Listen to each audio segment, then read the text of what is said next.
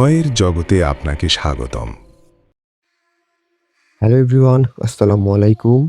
ভয়.com YouTube চ্যানেলের নতুন আরও একটি এপিসোডে আপনাদের সকলকে স্বাগত জানাই। আশা করি সকলেই ভালো আছেন এবং সুস্থ আছেন। বেশি কথা না বাড়িয়ে আমরা সরাসরি চলে যাব আমাদের আজকের প্রথম ঘটনায়। আশা করি শুরু থেকে শেষ পর্যন্ত আমাদের সাথে থাকবেন। ঘটনাটি যিনি পাঠিয়েছেন তার ভাষায় যেভাবে লেখা আছে আমি ঠিক সেভাবেই পড়ছি।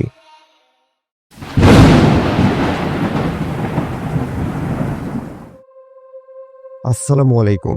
আমার নাম মোহাম্মদ নাসিরুজ্জামান। জন্মস্থান রংপুরের একটি প্রত্যন্ত গ্রামে। আজ আমি আমার নিজের সাথে ঘটে যাওয়া একটা ঘটনা আপনাদের মাঝে শেয়ার করতে যাচ্ছি। তবে ঘটনাটা বলার আগে একটা কথা স্পষ্ট করে বলে রাখি, এটা কোনো বানানো গল্প নয়, আবার কোনো সাহিত্যিক কল্পনাও না। আমি নিজে যেটা দেখেছি, যেটা সহ্য করেছি, সেটা আজও বুকের ভেতর আগুনের মতো জ্বলে। আজ শুধু সেটাই আপনাদের সাথে শেয়ার করতে যাচ্ছি। অনেকে হয়তো বিশ্বাস করবেন, আবার অনেকে করবেন না। কিন্তু যার জীবনে এমন পরিস্থিতি নেমে আসে, শুধুমাত্র সেই জানে কিছু রাত শুধু ভয় দেখায় না, মানুষের পুরো জীবনটাই যেন বদলে দেয়। আমি একজন ইমাম, একটা সাধারণ গ্রামের মসজিদে নামাজ পড়াই, পাশাপাশি আল্লাহর কালাম দিয়ে রুকাইয়া করি।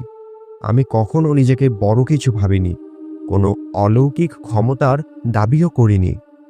আল্লাহর ওপর ভরসা আর কোরআনের আয়াত, এই দুটোই আমার সম্বল। আল্লাহর রহমতে ৫-৬টা পরিবারের উপকারও করেছি। কেউ দীর্ঘদিনের অস্থিরতা থেকে শান্তি পেয়েছে, কেউ অজানা ভয় থেকে মুক্তি পেয়েছে। আর সেই বিশ্বাস থেকেই সেদিন সন্ধ্যার পর আমাকে ডাকা হয়েছিল পাশের এক গ্রামে। লোকটা কাঁপা কণ্ঠে বলেছিল, হুজুর, একজন রোগী আছে, তার আচরণ মোটেও স্বাভাবিক না। সে কুরআন শুনলে চিৎকার করে ওঠে, বিশ্রীভাবে গালাগাল করে। আপনার আশাটা খুব দরকার। আমি সেদিন মাগরিবের নামাজ শেষে বের হলাম। গন্তব্য পাশের গ্রাম। গ্রামের রাস্তাটা কাঁচা, চারপাশে শুনশান নীরবতা। আমি যত এগোচ্ছিলাম, বুকের ভেতর তত অদ্ভুত একটা চাপ অনুভব হচ্ছিল। রোগীর বাড়িটা ছিল গ্রামের একেবারে শেষ প্রান্তে, চারিদিকে ঝোপঝাড়, পেছনে নির্জন খাল। ঘরে ঢোকার আগেই মনে হলো এই জায়গাটা মোটেও স্বাভাবিক না। আমি বিসমিল্লাহ পড়ে ডান পা বাড়াতেই হঠাৎ শরীরে ছুঁয়ে গেল এক ঝলক গরম বাতাস। আর ঠিক তখনই একদম কানের ভেতর খুব স্পষ্ট করে একটা কথা ভেসে এলো, চলে যা, না হলে ভালো হবে না। এমনটা এই প্রথমবার না, এর আগেও রুকায়ার সময় অনেক কিছু শুনেছি, তাই থমকে যায়নি। আল্লাহর উপর ভরসা রেখে আমি আয়াত পড়তে শুরু করলাম। কিছুক্ষণ পর রোগীর শরীর কাঁপতে লাগলো, তার কণ্ঠ বদলে গেল, চোখের দৃষ্টি আর মানুষের মতো রইল না। শেষ পর্যায়ে রোগীর শরীরে থাকা সত্তাটি নিজেই তার পরিচয় দিল। সে একজন ইফরিত গোষ্ঠের জিন। তার কণ্ঠে ছিল অদ্ভুত এক আত্মবিশ্বাস, যেন আমাকে ভয় দেখানো তার জন্য সামান্য খেয়াল না। হঠাৎ সে হেসে বলল, তুই আজকে ঠিক মতো বাড়ি ফিরতে পারবি না। আমি কোরআনের আয়াত পড়ে তাকে উত্তর দিলাম, জীবন মৃত্যু আল্লাহর হাতে, তোর হাতে কিছুই নেই। এরপর রুকায়া শেষ করে বের হয়ে এলাম। রাত তখন অনেক গভীর। কাঁচা রাস্তা ধরে কিছু দূর যেতেই হঠাৎ কালো একটা বিড়াল আমার রাস্তা কেটে চলে গেল।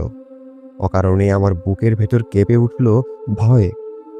আমি সঙ্গে সঙ্গে সূরা পড়লাম, ৫ কালেমা পড়লাম, আয়াতুল কুরসি পড়ে নিজের শরীর বন্ধ করলাম। হাঁটতে হাঁটতে একটা সময় পৌঁছালাম ৩ রাস্তার মোড়ে। রাস্তার পাশে দাঁড়িয়ে ৩টি লম্বা তালগাছ, যাদের আলোয় ছায়াগুলো অস্বাভাবিক লাগছিল। ঠিক তখনই দেখলাম ৪ জন লোক একটি লাশ কাঁধে করে নিয়ে যাচ্ছে। তাদের কাউকেই আমি চিনতে পারলাম না। আমাকে দেখে তারা থামলো। তাদের মধ্যে থেকে একজন বলল, হুজুর, আপনি কি আমাদের সাথে লাশটা একটু ধরবেন?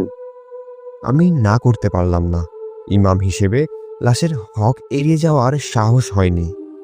আমরা চলতে লাগলাম, কিন্তু যত সামনে যাচ্ছি রাস্তা যেন ততই লম্বা হচ্ছে। কখনো খাল, কখনো বিল, কখনো নালার পাশ। একসময় খেয়াল করলাম আমি নদীর ওপর দিয়ে হাঁটছি, অথচ পানিতে ডুবছি না। পেছনে তাকিয়ে দেখি লাশের পেছনে মুসল্লির সংখ্যা বেড়ে গেছে। তারা কারা, কোথা থেকে এলো আমার জানা নেই। জঙ্গল পার হতে চোখের সামনে দাঁড়িয়ে গেল বিশাল এক প্রসাদ, আলোয় ঝলমল চারপাশ। সবাই জানাজার কাতারে দাঁড়িয়ে। হঠাৎ প্রশ্ন উঠল, জানাজাকে পড়াবেন?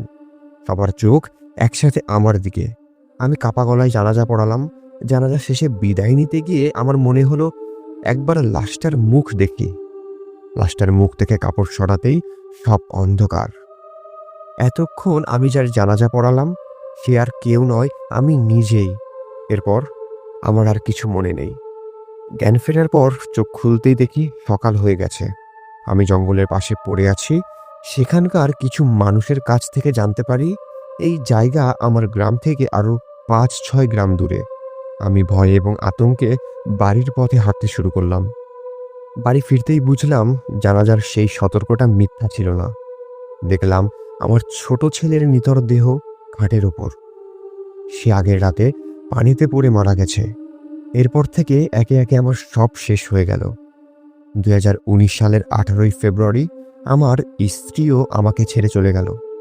আজ আমি আমার একমাত্র মেয়েকে নিয়ে বেঁচে আছি। বাঁচা আর বেঁচে থাকার মধ্যে আমি পার্থক্যটা এখন বুঝি।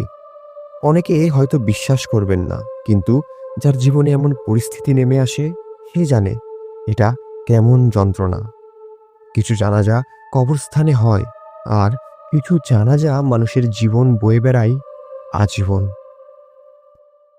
এই বলে তিনি তার ঘটনাটি শেষ করেছেন। ঘটনাটি আপনাদের কাছে কেমন লাগলো কমেন্টের মাধ্যমে জানাতে পারেন।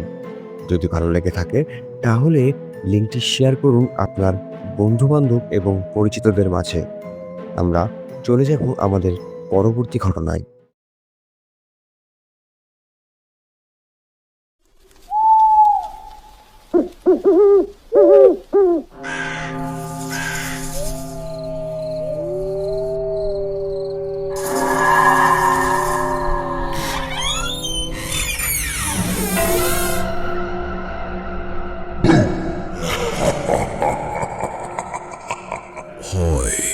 ভয়.com ভয়ের জগতে আপনাকে স্বাগতম।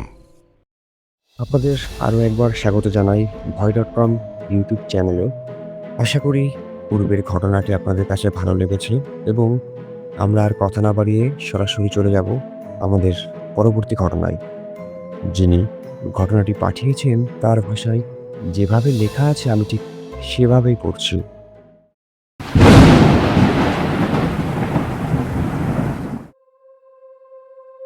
আসসালামু আলাইকুম, আমি তামান্না নরসিংদী জেলার কোনো একটি স্থান থেকে বলছি। বিশেষ কিছু পরিস্থিতির কারণে আমি আমার পূর্ণ পরিচয় এবং ঘটনার সঠিক স্থানটি উল্লেখ করতে পারছি না, যার জন্য আমি সকল শ্রোতা বন্ধুদের কাছে আন্তরিকভাবে ক্ষমা চেয়ে নিচ্ছি। আশা করি আপনারা বিষয়টি ক্ষমাসুন্দর দৃষ্টিতে দেখবেন। আর কথা না বাড়িয়ে আমি সরাসরি মূল ঘটনায় চলে যাচ্ছি। বাংলার এক প্রাচীন গ্রাম, শান্ত সবুজ, তবে চারপাশে এক আদিম রহস্যের গন্ধ। সেখানে দাঁড়িয়ে আছে একটি জীর্ণ দোতলা বাড়ি, যা বহু বছরের পুরনো স্মৃতি আর চাপা বিশ্বাসকে বুকে আগলে রেখেছে। বাইরে ঘন তাল গাছের সারি, অন্ধকারে মিশে যাওয়া বাঁশঝাড় আর পুরনো বারান্দার পর্দাগুলো কেবল বাতাসে দোল খায়, যেন কোনো অশরীরী ইশারায়। এই বাড়িতেই এসেছে রিমা, 21 শতকের শহুরে মেয়ে, যার জীবনে গুগল, সোশ্যাল মিডিয়া আর যুক্তি সব। 6 দিনের ছুটিতে দাদু বাড়িতে আসা, যেখানে প্রাচীনতার সঙ্গে আধুনিকতার এক সূক্ষ্ম সংঘাত চলে প্রতিনিয়ত।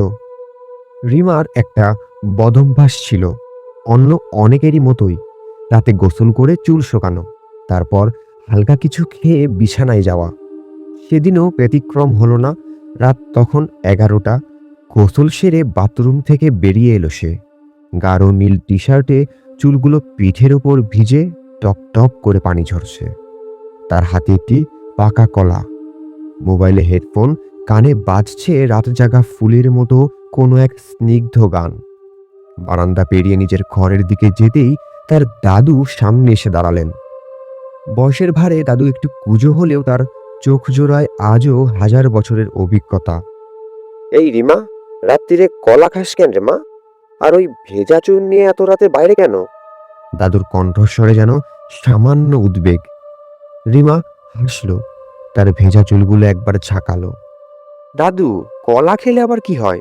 পেটে যায়। আর ভেজা চুল তো ভেজাই থাকবে, ফ্যানের নিচে শুকিয়ে যাবে।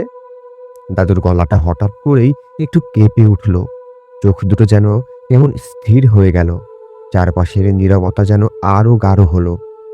ওরে, ওসব করা যায় না। রাতে কলা খেলে আর চুল শুকালে বিবি মাথায় বসে। রিমা এবার হাসতে হাসতে গড়াগড়ি খায়। দাদু, এসব কুসংস্কার। তোমার সেই পুরনো কালের গল্প। এখন তো 2022 সাল, গুগল করে দেখো। রাতে কলা খাওয়া খুব হেলদি।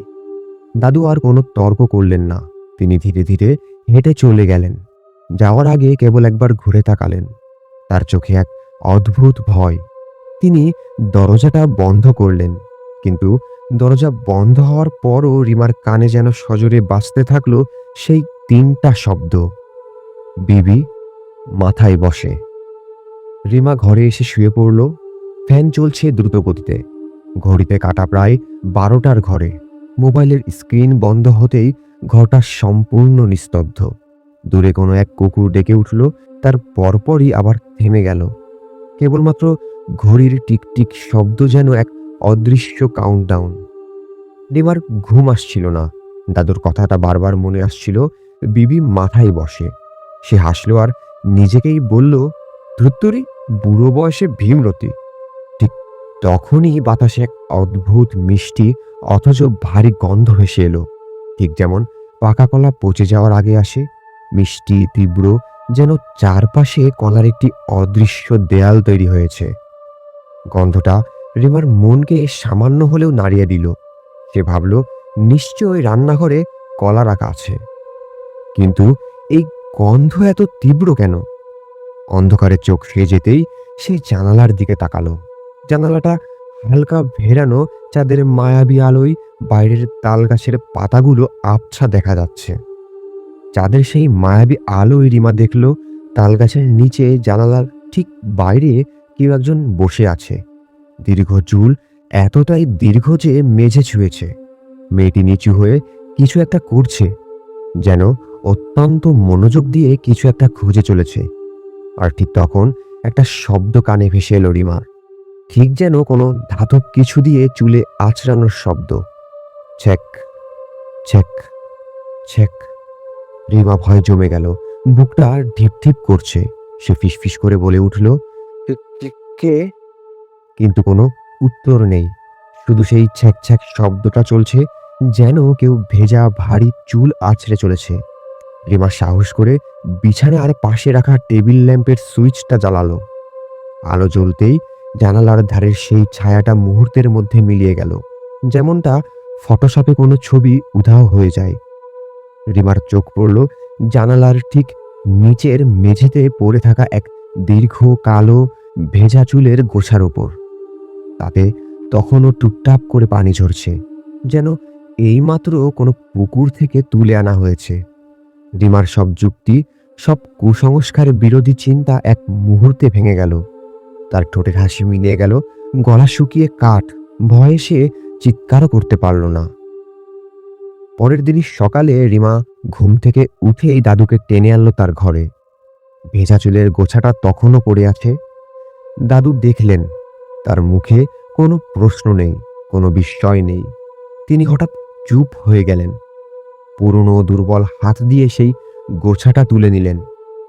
তোদের শহরে এসব কথা কেউ বলে না জানি, গুগলও হয়তো বলতে পারবে না, দাদু ধীরে ধীরে বললেন।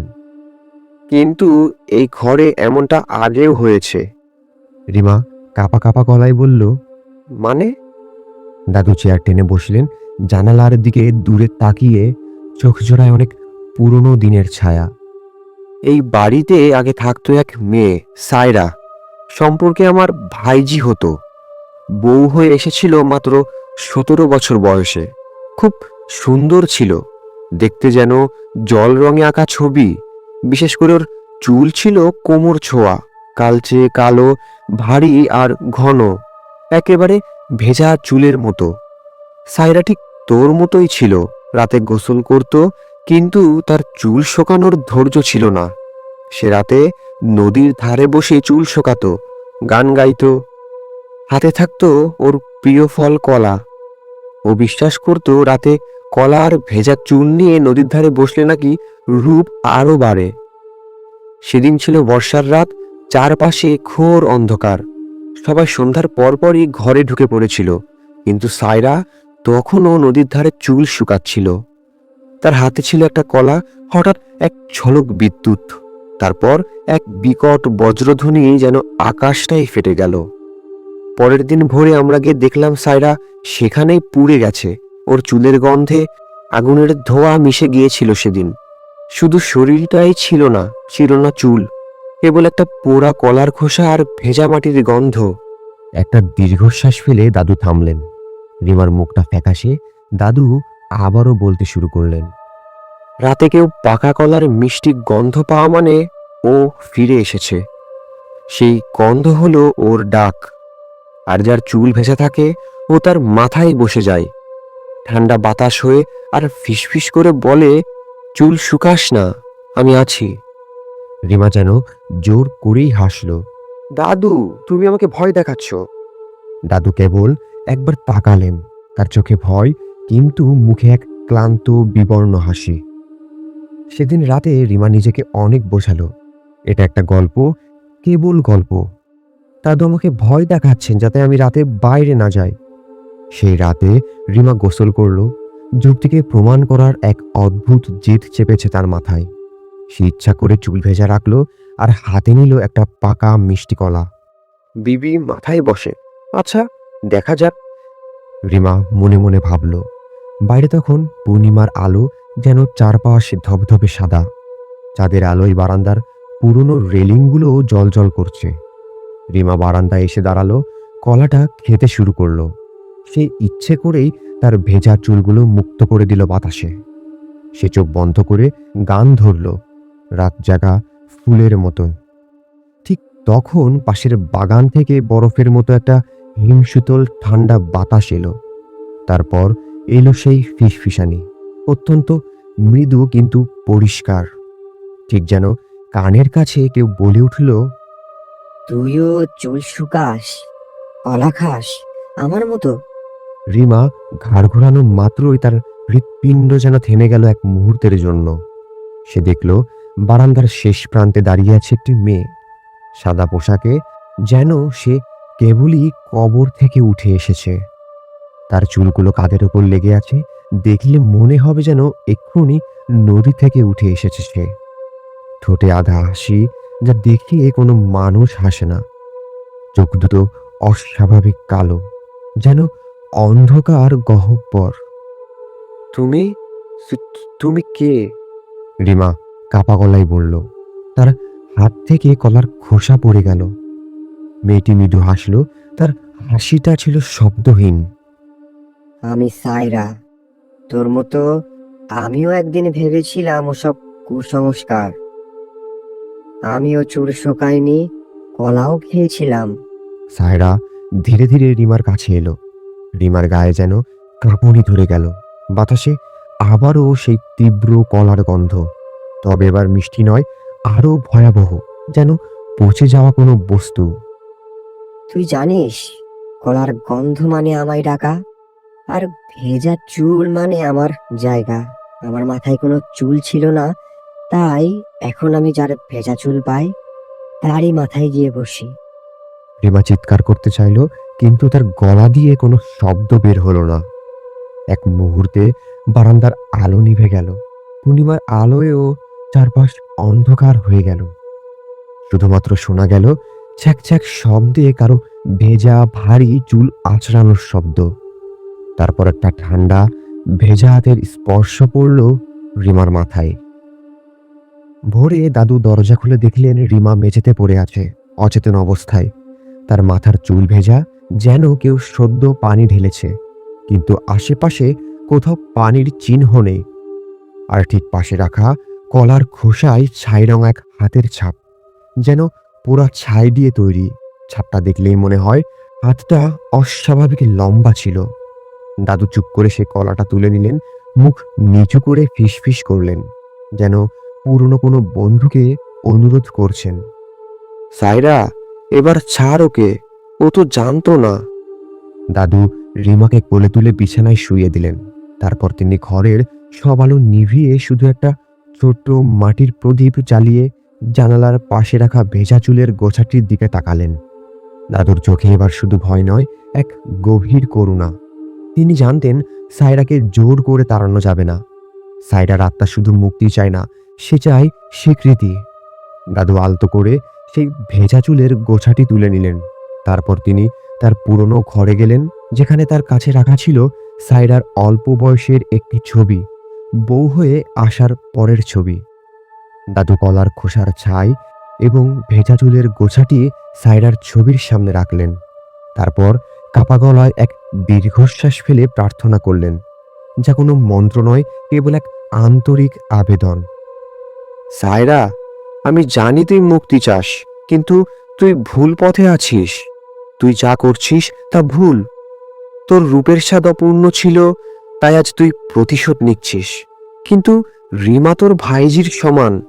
শোন, তোর ভেজা চুল, তোর কলার স্বাদ, এসব তোর সঙ্গে ছিল। এগুলোতে আর কারো অধিকার নেই। এবার তুই শান্তিতে ফিরে যা। তোর সুন্দর চেহারা, ঘন কালো চুল, এসব আমাদের মনে অমর থাকুক। এবার তুই তোর জ্বলন্ত কষ্ট থেকে মুক্তি নে সায়রা। প্রার্থনা শেষ হতেই হঠাৎ ঘরের মাটির প্রদীপটা নিভে গেল। কিন্তু তার আগে এক ঝলকের জন্য দাদু দেখলেন ভেজা চুলের গোছা থেকে টুপটাপ করে আর পানি ঝরছে না। চুলগুলো যেন এক মুহূর্তে শুকিয়ে গেল, আর সেই কলার খোসার ছাই রঙা হাতের ছাপটিও ধীরে ধীরে মিলিয়ে গেল। বাতাস থেকে মিষ্টি কলার গন্ধ উধাও হয়ে গেল, যেন সায়রার অস্তিত্বই মুছে গেছে। পরের দিন সকালে রিমার চোখ খুলল। সে সম্পূর্ণ সুস্থ। গত রাতের কথা তার কিছুই মনে নেই। সবটা যেন এক ভয়াবহ স্বপ্ন ছিল। দাদু আর রিমাকে কিছু বললেন না, কেবলমাত্র বললেন, রাতে চুল ভিজিয়ে রাখিস না, আর রাতে কলাটা বাইরে বসে না খেয়ে ভেতরে খা। মুরব্বীদের কথা মাঝে মাঝে শুনতে হয় মা। রিমা মাথা নাড়ল, কিন্তু তার মধ্যে আর যুক্তির সেই অসহনীয় জেদ নেই। এরপর থেকে সেই বাড়িতে রাতে আর কখনো কলার গন্ধ ভেসে আসেনি। মাঝরাতে ভেজা চুল আঁচড়ানোর শব্দও শোনা যায়নি। দাদু বুঝেছিলেন সায়রার অশরীরী আত্মা শুধু মুক্তি চায় না, চায় তার অপূর্ণ ভালোবাসার স্বীকৃতি। আর সেই স্বীকৃতি পেয়ে সায়রা অবশেষে শান্তিতে ফিরে গিয়েছিল। এরপর থেকে রিমা আর কখনো রাতে চুল ভেজাত না, কিন্তু যখনই সে চুল বাঁধত তার কানে মৃদু বাতাস যেন ফিসফিস করে বলতো, চুল শুকাস না, আমি আছি শান্তিতে।